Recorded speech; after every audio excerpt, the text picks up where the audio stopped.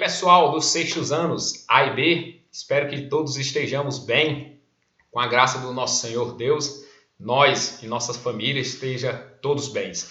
E aí a gente então, nessa videoaula, a gente quer dar continuidade ao nosso assunto, os primeiros habitantes da América. E aí eu pediria para que vocês, na nossa videoaula 17, abrissem então o livro de história lá na página 147, aonde então nós vamos estudar uma outra grande civilização importantíssima que viveu na América, os tupis. Então já estudamos os povos astecas, que viveram ali no atual México, em boa parte do atual México.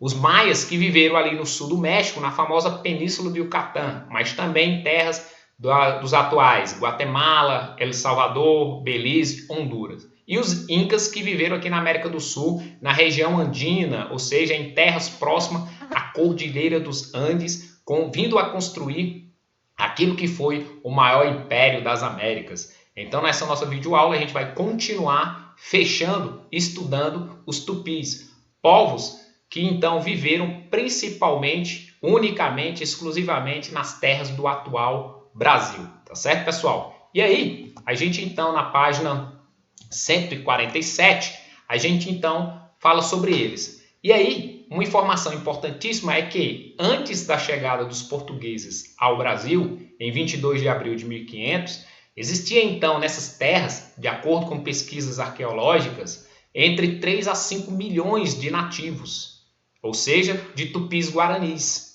Só que, quando os portugueses aqui chegaram em abril de 1500, eles então vieram com um único intuito, exclusivo, ou seja, de explorar as nossas terras, as nossas riquezas, e usufruir dessas riquezas lá na Europa. Em outras palavras bastante simples, vieram roubar as nossas riquezas para usufruir na Europa. E aí, à medida que eles iam entrando no interior do Brasil, iam encontrando indígenas contrários a essa exploração portuguesa. E como os portugueses utilizavam armas de fogo, melhores do que os arcos e flechas dos indígenas, eles iam liquidando os indígenas, os matando. E aí os portugueses, movidos por essa cobiça, movidos por essa exploração, mataram milhões de indígenas. De acordo com os dados do IBGE de 2010, que foi o último censo populacional, assim como dos indígenas, no Brasil existem então cerca de 896.917 indígenas, ou seja, quase 900 mil índios ou nativos. E aí você vê que milhões morreram devido à cobiça exploratória dos portugueses. Uma outra coisa péssima que os portugueses fizeram contra os nossos nativos, tupis guaranis, foi introduzir sua cultura sobre a dos indígenas, ou seja, promover um processo de aculturação, que é arrancar a cultura típica, natural dos indígenas e impor a do português. Ou seja, indígenas, falem agora português, não mais o tupi-guarani. Andem vestidos, não mais como vocês são acostumados. Vão rezar agora o cristianismo para Deus e esqueçam seus deuses politeístas. Ou seja, de fato houve uma intensa imposição cultural por parte dos portugueses aos indígenas. Então vejam o quanto os nativos brasileiros, os indígenas, os tupis guaranis sofreram, perdendo suas terras, perdendo suas famílias, morrendo, ou se não, se sobrevivesse, tinha que então sofrer esse processo de aculturação. Tá certo, pessoal? E aí, podemos dizer que no Brasil, graças a Deus, esses 900 mil, né, esses cerca de 900 mil que sobreviveram, eles então são de maioria do tronco tupi-guarani. Como vocês podem ver, no Brasil, há esses 900 mil indígenas nativos que estão divididos em dois troncos linguísticos. Ou seja, o tronco tupi, que você pode ver aqui no mapa, ó. Observe aqui no mapa na parte verde, ó, tronco tupi. Pega aqui o norte, pega aqui o litoral e o sul do Brasil. E o outro tronco de indígenas presente no Brasil é o tronco Macru-G, que eles ocupam principalmente aqui o centro do Brasil. E aí, pessoal, boa parte dos indígenas brasileiros, antes da chegada dos portugueses, viviam no litoral. Boa parte dos nativos brasileiros, antes da chegada dos portugueses, antes dessa intensa exploração, eles então viviam no litoral. Tanto é que quando os portugueses chegaram em abril de 1500, em em um povoado próximo a Salvador, eles então já encontraram os primeiros nativos que eram justamente da tribo Tupi-Guarani, tá certo, pessoal? Outra informação importante é que os milhares de indígenas que existiam no Brasil, à época 3 a 5 milhões que existiam no Brasil, todos eles tiveram origem do mesmo local, ou seja, da floresta amazônica. E é da floresta amazônica, como vocês podem ver aqui, ó, que eles vão se espalhar por todo o Brasil. A primeira rota é que alguns indígenas saem da floresta amazônica rumo ao interior e se sedentarizam no sul. Uma outra rota são indígenas que saem da floresta amazônica, percorrem toda a orla, toda a beira do rio Amazonas até a foz, até desaguar no oceano. Quando chega então na foz do rio Amazonas, onde hoje é Belém, no Pará, eles continuam percorrendo pelo litoral, ó, e saem ocupando todo o litoral. Então, aquilo que nós dissemos, quando os portugueses chegaram em 1500, aqui, ó, próximo a Salvador, num povoado hoje conhecido como Cabralha, eles encontraram indígenas, muitos indígenas, do tronco Tupi-Guarani, pois estes viviam principalmente no litoral, tá certo, pessoal? Uma outra coisa importante é as principais características dos indígenas. Politicamente, os tupis-guaranis até hoje se organizam de forma descentralizada, como os maias. Diferente dos astecas, dos incas, os tupis nunca construíram um reino, um império centralizado. Não, eles viviam em aldeias, sendo que essas aldeias eram independentes, autônomas, uma das outras. Tanto é que cada uma delas existia um líder, conhecido como cacique ou morobuxaba. Ou seja, cacique é o nome do líder político das tribos indígenas. Tá certo, pessoal? Uma outra característica é que essas tribos elas se organizavam em malocas ocas, tá certo? Que ocupavam um espaço circular, como vocês podem ver aí na imagem. E nessas malocas ocas, geralmente de 4 a 8, viviam vários indígenas, entre 500 a 3.000 indígenas. Nessas malocas ocas, essas centenas ou milhares de indígenas, todos tinham o mesmo grau de parentesco. Ou seja, geralmente as aldeias, nessas malocas viviam os bisavós, avós, pais, primos, primo segundo, ou seja, era uma aldeia geralmente constituída por pessoas com o mesmo grau de parentesco. Outro aspecto interessantíssimo é que as malocas ocas das aldeias, elas ficavam então em formato circular para no centro ocorrerem reuniões, festas, cerimônias religiosas na parte central. Então, essas são as principais características das tribos indígenas tupis-guaranis. Uma outra coisa importantíssima é que, além do cacique, líder político, existia o pajé ou caraíba. Pajé ou caraíba é o líder religioso dos indígenas, dos tupis-guaranis. Eles eram responsáveis por realizarem os rituais religiosos muito comuns até hoje. Então, até hoje, existem nas várias aldeias indígenas brasileiras o cacique, que é o líder da aldeia, como também o pajé, que é esse líder religioso. Tá certo, pessoal? Uma outra coisa importante é que, à medida que os portugueses foram adentrando no interior do Brasil, explorando, os indígenas, para sobreviverem, eles voltaram, tá certo, a ocupar a floresta amazônica, se proteger lá na densa, intensa, difícil de entrar, floresta amazônica.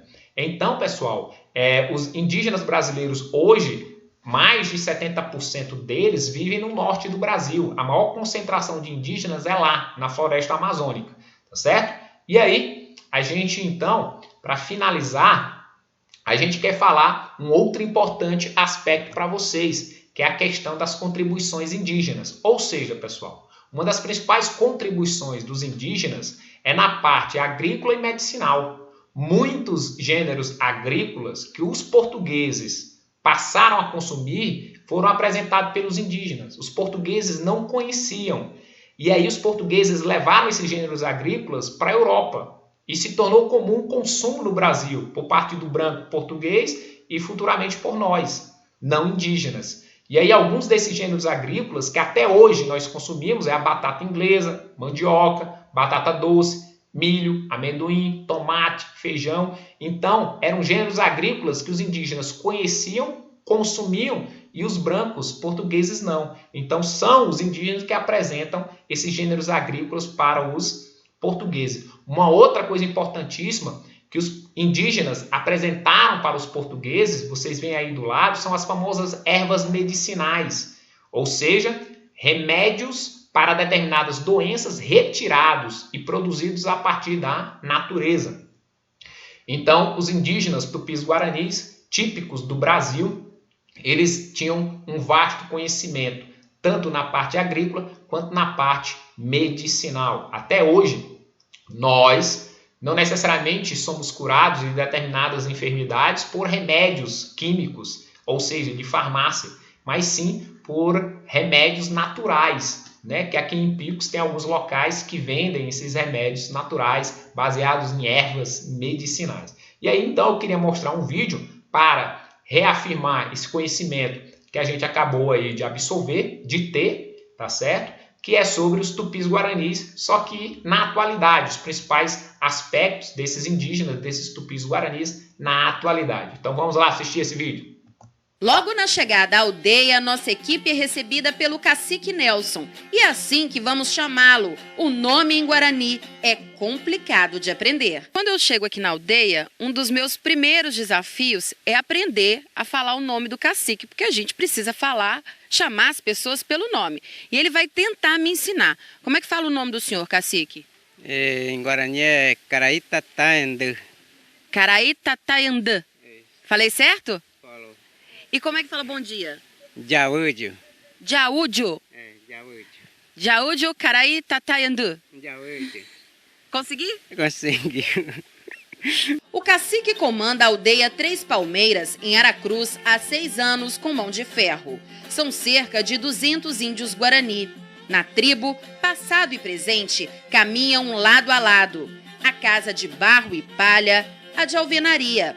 Aqui vivem Ivanilda, o marido e os filhos. A água é tratada. A geladeira é de inox. Tem freezer, televisão e DVD. O que a senhora gosta de assistir aqui? DVD eu assisto cultural indígena, guarani, que vem lá de longe, né, para mostrar todas as aldeias, né, e a gente gosta, né, ver a cultura indígena.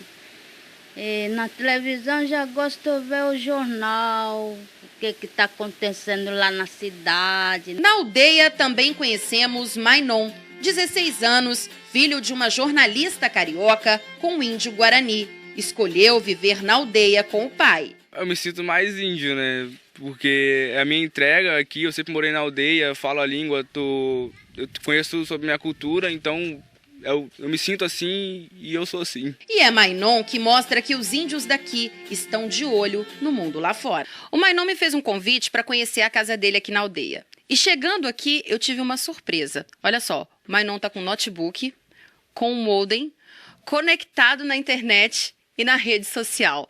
Mainon, quando é que a gente poderia imaginar que ia ter internet numa tribo indígena? Bom, o índio, ele também, hoje em dia, com a sociedade, com as transformações, ele é obrigado a se integrar mais e com isso vem a tecnologia, a gente também usufrui disso até para nosso próprio trabalho, divulgar um pouco da nossa cultura também dentro da aldeia e expandir para o mundo, né? O pessoal conhecer a nossa história um pouco.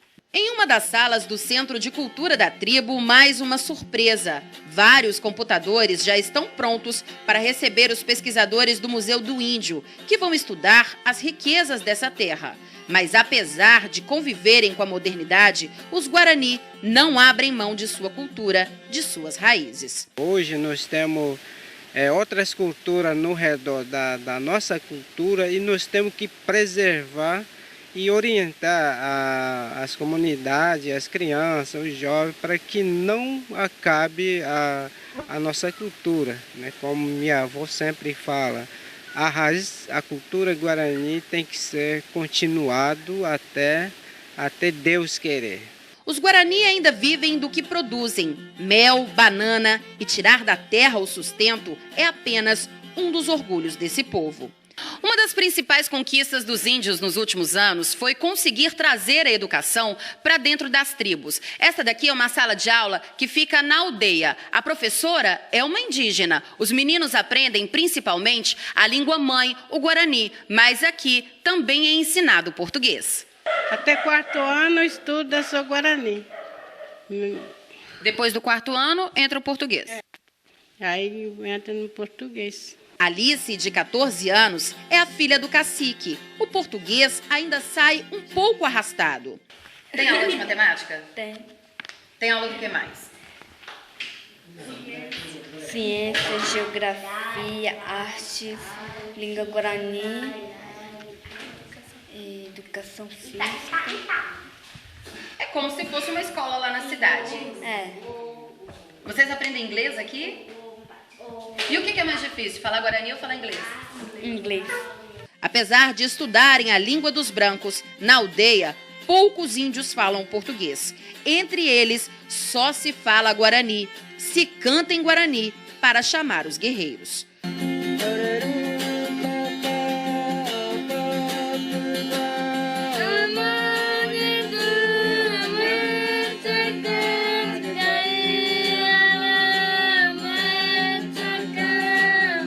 Aqui os mais velhos são os guias, a experiência. Essa é a Dona Teresa. O português também sai com um pouco de dificuldade. É a parteira da tribo. Trouxe ao mundo dezenas de crianças. E se dependesse dela, nenhuma índia saía da aldeia para ganhar neném. Mas esse negócio de ir pro hospital, a senhora não tá gostando dessa história não, né?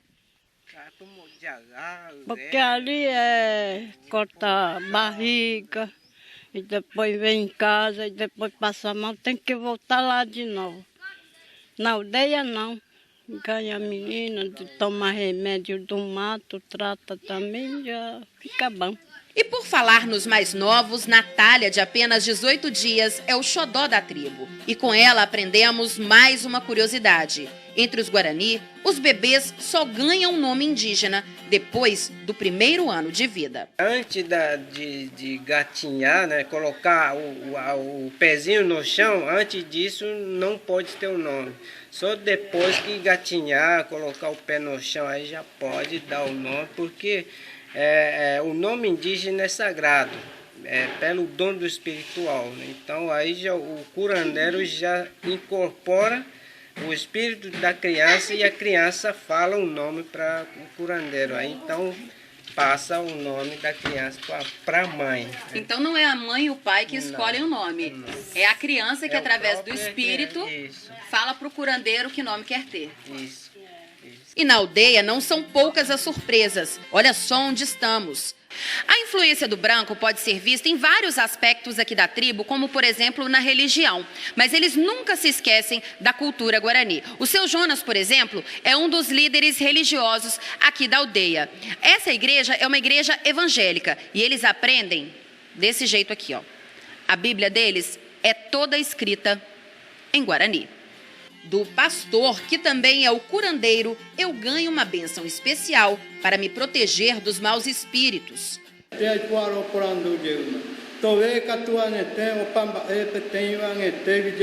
Protegida pelos Guarani, cumpro minha missão na aldeia. Mostrar que o futuro chegou até aqui, mas sem interferir na essência desse povo. As gerações que virão vão viver tempos ainda mais modernos. Mas do que depender da força desse povo, elas jamais vão se esquecer do orgulho de ser índio e pelo que esse povo ainda luta. Seria mais fácil o governo federal reconhece o território que ainda nos existe nas comunidades. Então isso é a nossa riqueza, não é o dinheiro, não é outra coisa que vem para as mãos das comunidades. O que Deus deixou, a riqueza para a gente são a natureza, que é a mata, o rio, e nós queremos que melhorar, né, o reconhecimento do governo federal.